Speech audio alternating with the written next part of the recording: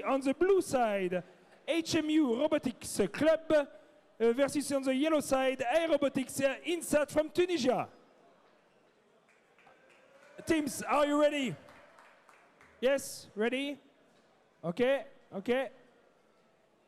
Public, are you still up and ready? Okay, at least one. With me, 3, 2, 1, go!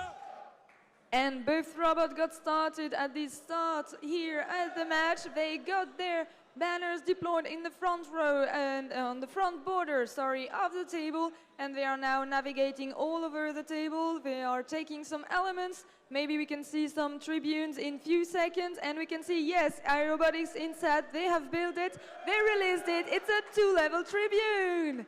And so now we can see HMU Robotics Club, who is also maneuvering around with the elements. And I think that we have a level 1 tribune also. Yes, it has released. It's a level 1 tribune. On the other side, with the blue robot, the yellow robot, it got unlucky and doesn't actually get the equilibrium between the platforms and the columns. So actually all the construction fall apart. Just watch out when you are around the tables because the platforms on your feet, it's very, very hurtful. So just take a little step back.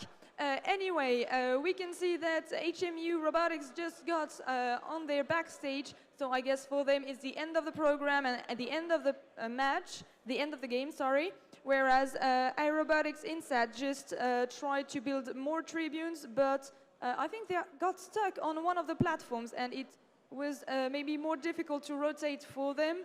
Yes, it looks like they are actually going round and round. Whereas at the same time we have the CMAs that are started from their starting area and now they are focusing on the pit. And in stage, will it hold? Yes, it holds. The Rockstar is still on stage and it's now the end of the game between Aerobotics INSAT and HMU Robotics Club. Please applaud both teams.